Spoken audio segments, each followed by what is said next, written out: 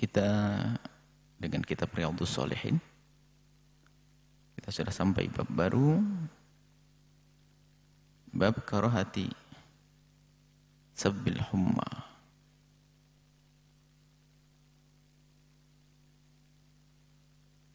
Larangan atau makruh kita mencaci humma. Humma itu macam-macam. Humma itu adalah flu, demam. Ada flu apa? Ada flu termasuk corona. Ini masuk di dalamnya. Karena itu dari Allah. Bagaimana sikap yang baik sebagai seorang mukmin muslim yang punya Tuhan, meyakini ada Allah yang maha kuasa, yang maha kasih, tapi juga maha kuasa untuk menghukum hambanya yang melanggarnya. Diturunkan kepada sebagian kaum atau hamba-hamba Allah musibah. Diturunkan musibah. Di saat diturunkan musibah ini ada bermacam-macam sikap yang ada pada kaum tersebut. Ada namanya juga nasib. Nasib baik seseorang. Kalau sudah nasib baik, lihat. Allah timpakan kepadanya musibah. Tidak prasangka buruk kepada Allah sama sekali. Bahkan langsung merasa bahwasanya aku pantas mendapatkan yang semacam ini karena dosa-dosaku. Bergegas ia memohon ampun kepada Allah. Bahkan berihtisab dengan itu semuanya. Berharap dengan musibah yang Allah timpakan kepadanya untuk mendapatkan pengampunan dari Allah. Inilah orang istimewa. Orang yang diberi kesadaran. Tidak pernah ada keluh kesah dalam dirinya. Apalagi mencaci penyakit tersebut. Apalagi marah dengan penyakit tersebut. Kalau marah kepada penyakit atau mencaci zatnya penyakit, memang itu dikatakan makruh. Tapi kalau ternyata ujungnya adalah marah kepada siapa yang menurunkan penyakit, maka ini sebuah dosa besar. Kekurang ajaran kepada Allah Subhanahu wa taala. Tapi untuk membedakan antara dia mencaci zatnya penyakit itu atau mencaci yang menurunkan penyakit, ini sangat halus sekali di dalam hati seorang hamba. Mungkin seorang mengatakan dasarnya penyakit bikin susah. Nah ini, atau mencaci model apa saja kepada penyakit ini, humma, demam, corona, ini gara-gara corona.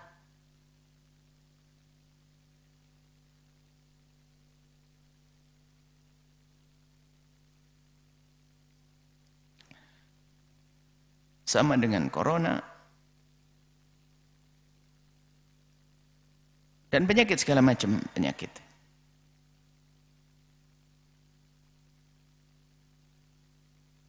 Jadi nggak boleh gara-gara ini ekonomi ini. Tepat sekali ini hadis ini kita baca saat ini.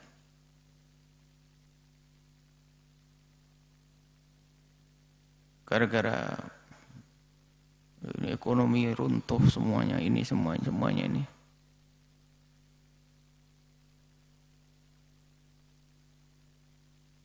Tidak boleh kita marah dengan itu semuanya. Tetapi orang beriman akan sadar betul bahwasanya itu, kalau Allah menurunkan musibah kepada seorang hamba atau satu kaum ini, kalau bukan karena Allah, ada di antaranya adalah karena Allah ingin menyiksa mereka. Dan siksa pun di sini ada dua, siksa kasih sayang karena bandelnya ini manusia dan Allah menyayangi dia, tidak ingin menyiksa di akhirat karena siksa di akhirat sangat pedih sekali. Maka sangat pedih sekali, sehingga apa? Sehingga Allah hukum di dunia. yang sepahit-pahit apapun siksa dunia, musibah dunia, tidak ada sepercik atau setetes atau sekelumit atau sedikit daripada siksa akhirat.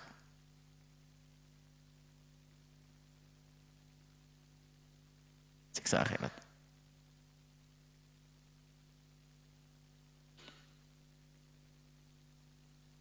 Nah ini. Tidak ada sekelip sedikit pun, tidak ada sekelumit siksa akhirat.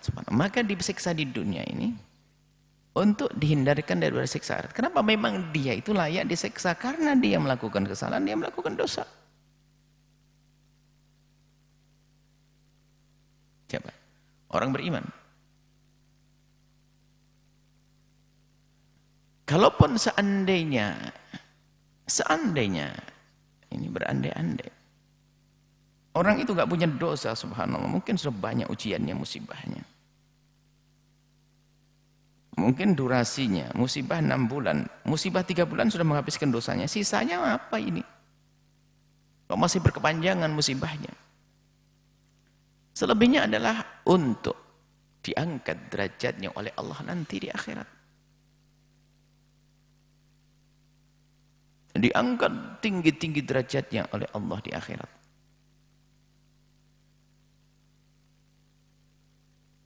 Semakin panjang ini masa musibah tersebut, semakin tinggi pangkatnya di hadapan Allah nanti di akhirat.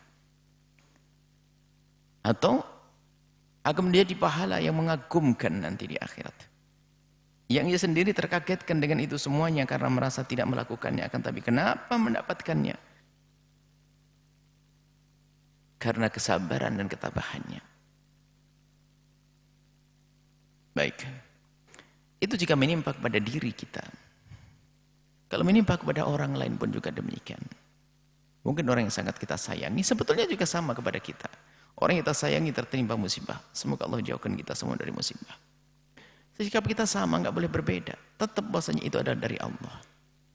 Tidak boleh kita marah kepada Allah. Apalagi mencaci penyakit tersebut. Bahkan kadang semua permasalahan ya karena marah. Tanpa disadari mungkin marah kepada Allah. Semua permasalahan saat ini dikembalikan dengan diarahkan kepada pandemi corona. Pandemi corona. Bisnis saya merosot gara-gara corona. Semuanya merosot gara-gara corona. Kolab gara-gara corona. Gulung tikar gara-gara corona. Semuanya gara-gara corona. Sebelum ada corona juga banyak orang gulung tikar. Banyak bangkrut. Orang miskin juga ada. Orang kelaparan juga ada. Mati juga tetap ada.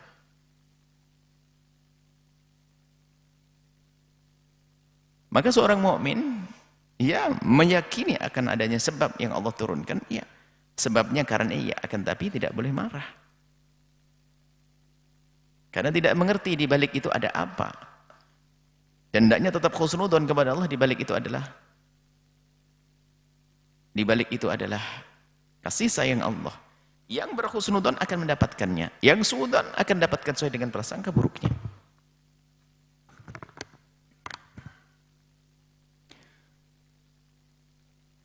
Baik. Nah, humma di sini. Nabi melarang, ini akhlak Nabi. Akhlak yang diajarkan Nabi itu jangan mencaci penyakit. Jangan mencaci penyakit. Itu dari Allah. Bahkan hendaknya kita segera sadar bahwa tidak ada musibah atau penyakit yang dikirim kepada seorang hamba kecuali itu adalah pesan istimewa, pesan khusus. Agar kita punya persiapan. Mungkin setelah itu dia meninggal kok.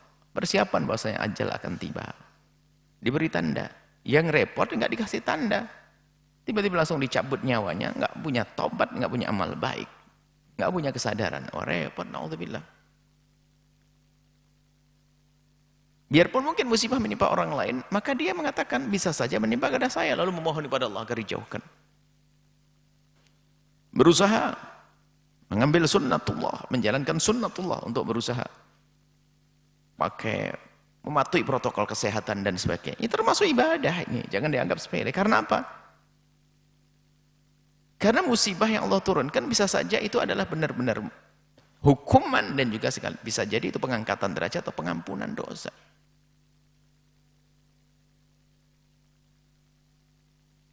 Dan kita menjaga semacam ini, protokol kesehatan yang kita terapkan. Ini termasuk bagian daripada ibadah. Karena Allah itu melarang kita itu, jika ada sesuatu yang diduga oleh ahlinya membahayakan, nggak boleh kita langsung masuk ke sana. Wala tulqu bi'aidikum ila tahlukati. Jangan engkau lemparkan, letakkan dirimu dalam kehancuran. Mulai dari bunuh diri atau mengundang penyakit dan sebagainya, enggak boleh. Bahkan mematuhi protokol kesehatan termasuk sunnah, mematuhi sunnah, menghormati sunnah Allah dan bagian daripada ibadah. Jangan sombong.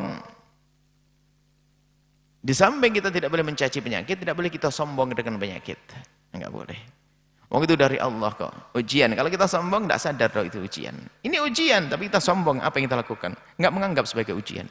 Apa? Enggak akan tambah istighfar dia. Enggak akan tambah dekat kepada Allah.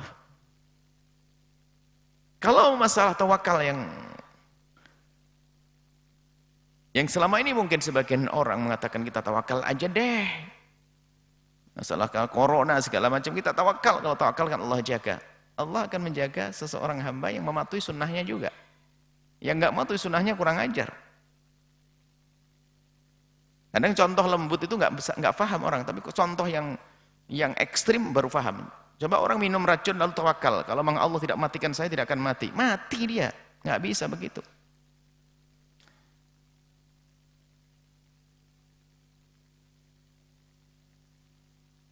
Baik, jadi menyikapi hal-hal yang semacam ini adanya virus, humma, corona, humma, burung,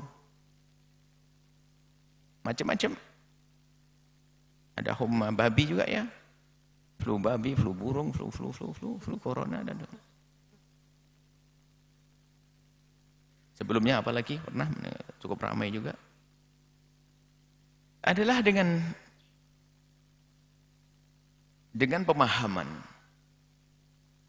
tidak berlebihan lalu kita sombong dengan ujian Allah, dengan sinyal tanda-tanda ayat-ayat Allah. Nggak boleh sombong. Melihat itu sunnatullah yang Allah berlakukan, kita harus menjaga. Karena apa? Itu dari Allah. Supaya tidak menimpa kita itu bagaimana? Itu harus, itu menghormati. Sombong dengan gaya tawakal juga nggak boleh. Sombong dengan sunnatullah. Hendaknya kita patuh tunduk kepada sunnatullah. Di sisi lain juga tidak boleh kita mencaci, menyalahkan penyakit tersebut. Itulah yang harus kita pahami. Sesuatu yang dari Allah Subhanahu wa ta'ala. Dan beginilah keadaan orang beriman. Kalau orang tidak beriman memang semuanya serba salah kok. Adanya ujian atau tidak ada ujian tidak akan menjadikan mereka naik pangkat. Kalau ada siksa di dunia itu muqaddimah siksa sebelum siksa di akhirat. Bahkan kalau ada kebaikan yang diberikan oleh Allah di dunia adalah muqaddimah untuk memperberat nanti bebannya di akhirat. Nggak ada baiknya. Kenapa? Dia kurang ajar kepada Allah, tidak iman kepada Allah. Tapi orang beriman ajaban li amril mu'mini, mengherankan urusan orang beriman. Inna amrahu kullahu khair. Semuanya urusannya baik-baik saja ini orang beriman. In asabathu sarra, kalau mendapatkan kebaikan, syakar dia bersyukur, kana khairan lahu, ini bagus bagi dia. Wa in asabathu dharra, kalau mendapatkan musibah, ujian, sabar, wa kana khairan lahu, bagus bagi dia. Sana oke, sini oke. Baik, akan tapi catatannya adalah dengan iman. Itu dengan kesabaran di saat mendapatkan musibah, dengan syukur di saat mendapatkan karunia. Babu karohati sabbil humma. Makruh kita mencaci humma, adatnya humma. Tapi kalau mengarah kepada mencaci Allah, haram. Dosa besar, kurang ajar kepada Allah. An Jabir dari Sayyidina Jabir radhiyallahu ta'ala anhu. Anna Rasulullah sallallahu alaihi wasallam dakhala ala ummi Sa'ib. Dakhala ala ummi Sa'ib. Nabi masuk ke tempatnya Sa'ib. Ummul Musayyab namanya. Ummul Musayyab disebut seperti itu. Faqala, Nabi melihat Sa'ib ini aneh. Gemigil, gemeteran. Malaki ya Sa'ib, kenapa engkau wahai Sa'ib? Ummul Musayyib. Tuzafzifin. Gemeteran begini. Kenapa kau seperti itu? Ada apa kau? Qalat, dia menjawab, al-humma, flu, demam ya Rasulullah. Tidak cukup mengatakan demam, la barakallahu fiha. Dasar humma, tidak ada berkahnya. Maksudnya bikin sial itu, bikin seng. Demam bikin tidak enak, demam, masuk mencaci dia, sub dia mencaci, marah kepada penyakit. Kalau marah kepada Allah, nggak mungkin orang seperti beliau nih ahli iman kok. Hanya dia marah kepada penyakitnya sendiri. Penyakit makhluk. Waqala la tasubbil humma. Jangan kau caci demam yang kau rasakan itu. Sebab kalau kau sadari itu sebagai ujian dari Allah, lalu kau sabar, fa innaha, sesungguhnya humma itu tudhibu khataaya bani Adam, akan menghilangkan, menghapus kesalahan-kesalahan anak Adam. Kama yudhibul kiru khabathal hadidi, seperti menghilangkannya akir, alat pandai besi, alat tukang besi, alat yang panas itu, api yang kuat itu untuk yang bersih itu dibakar sehingga yang bukan bagian dari besi akan rontok, tinggal besinya saja, kemudian setelah itu akan dipandai, dibentuk. Khabathal hadithi, hal yang tidak baik dari besi itu. Jadi seperti besi itu ada sesuatu yang nggak baik yang nempel di dalamnya, dikasih kir ini panasi langsung rontok. Begitu juga seorang hamba yang beriman itu di saat diberi oleh Allah ujian seperti humma, maka sesungguhnya akan dirontokkan dosa-dosanya oleh Allah. Rohu Muslim, hadis riwayat Imam Muslim. Tuzafzifina, makna tuzafzifina ay tataharrakina, bergerak. Harakatan sari'atan, gerakan yang cepat.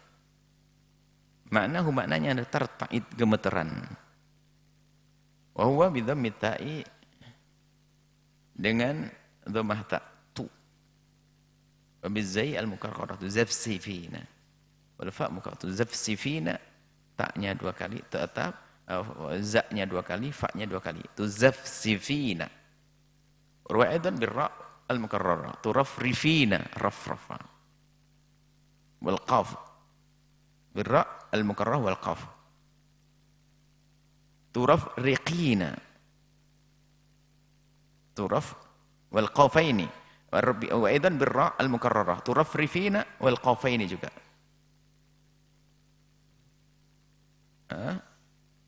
Ada tuzafzifina, turafrifina wa tuqafkifina.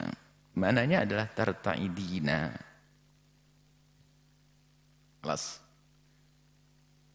Selesai masa. Babu sabbir ruh, babun nahya an sabbir rihi wa bayani ma yuqalu inda hububiha. Rih. Angin macam-macam. Angin topan, angin puting beliung, angin waduh, macam angin. Tapi dasarnya sama, namanya angin rih. Rih. Tapi ini juga sebagian orang marah, mencaci. Memang ada rih itu yang merusak tanaman, ada rih yang memindahkan bunga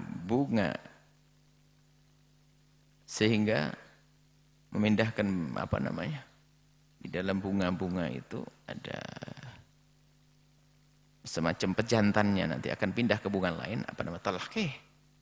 Bahasa Indonesia apa? Talaqih apa?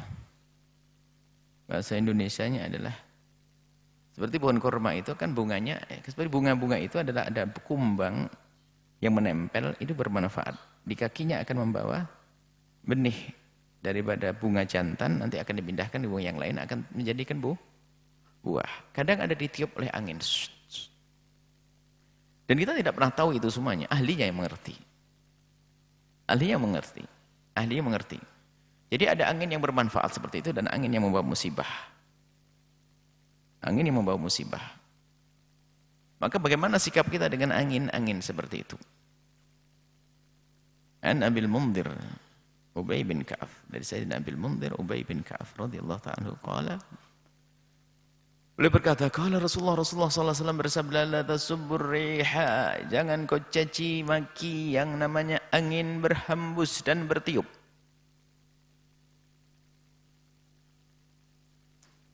Fa idza ra'aitum, jika kamu melihat ma takrahun, yang sekiranya memang kamu tidak suka, khawatir membahayakan kepada tanamanmu, takut pada runtuh padi yang sudah mulai berbuah, sudah mulai tampak bulir-bulir padinya, sudah mulai ini kalau kena angin amruk sudah, atau apapun. Kalau engkau melihat angin itu sekiranya menakutkan, mengerikan, jangan caci. Jangan olok.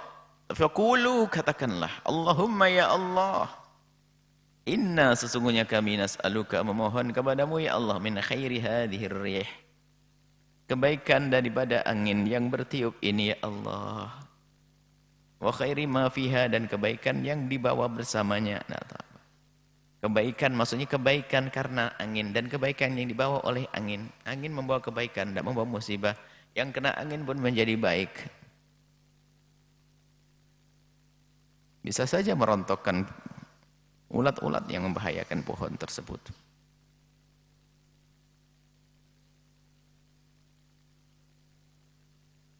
Wa khairi ma umirat bihi, dan kebaikan yang telah Allah perintahkan kepada angin ini untuk berbuat. Jadi angin yang bisa memindahkan, untuk mengawinkan antara bunga dengan bunga, bunga jantan, bunga. Itu adalah Allah perintahkan, lakukan hai angin untuk itu semuanya.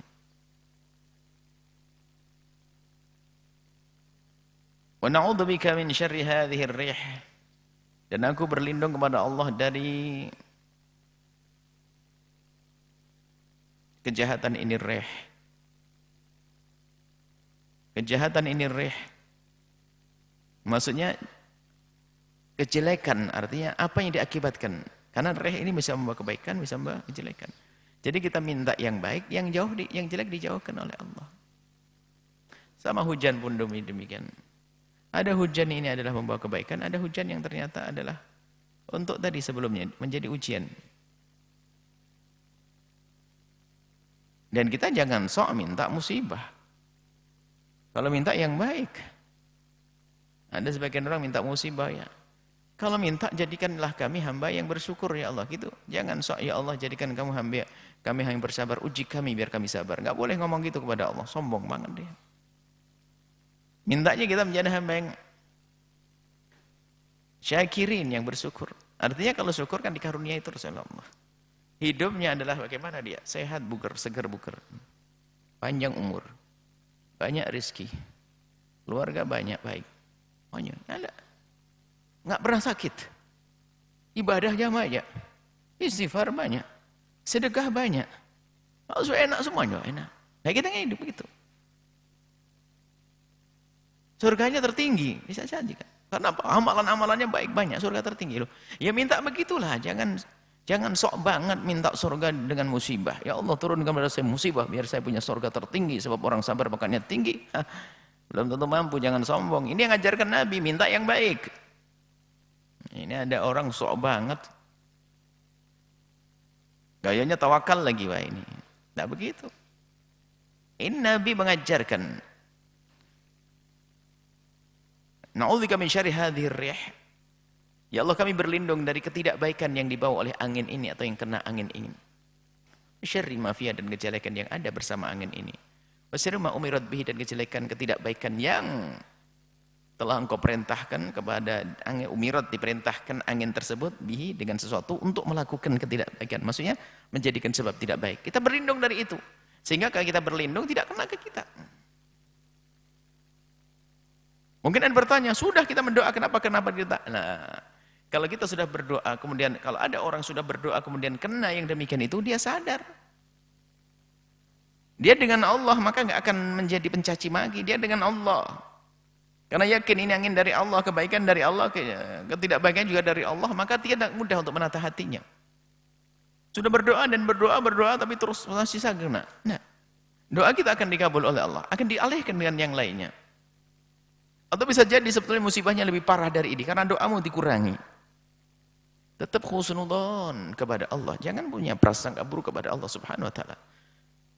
Rawahu Tirmidzi qala hadis hasan sahih, hadis terakhir kita baca sekarang. Oh banyak hadisnya. Kurang lebih mana ya? Nabi Hurairah dari Abi Hurairah radhiyallahu ta'ala anhu qala, beliau berkata, sami'tu Rasulullah, aku mendengar Rasulullah sallallahu alaihi wasallam yaqulu, ar-rihu min rauhillahi. Rih itu adalah daripada rahmat Allah. Rauhillahi, rahmat Allah. Ini artinya rih adalah rauhillah. Dari Allah. Ta'ti birrahmati, kadang datang kepada sekelompok kaum, satu orang adalah dengan rahmat, menjadikan kebaikan. Wa ta'ti bil adab, kadang untuk menyiksa hamba-hamba yang melanggar Allah Subhanahu wa taala. Fa idza ra'aitumuha, jika engkau melihat angin berhembus, maka fala tasubbuha, jangan kau caci. Wasallallahu khairaha, mintalah kepada Allah kebaikan daripada angin tersebut. Wasta'idu billahi min syarriha, dan mintalah perlindungan dari Allah dari ketidakbaikan yang dibawa oleh angin tersebut. Rawahu Abu Daud bi isnadin hasan. Qaulu rawhun min rauhillahi wa bifadlir ra'i, ay rahmatahu bi ibadihi, maksudnya rahmat Allah kepada hambanya. Maksudnya rahmat dari Allah Subhanahu wa taala. Makanya dalam keadaan apapun jangan prasangka buruk kepada Allah.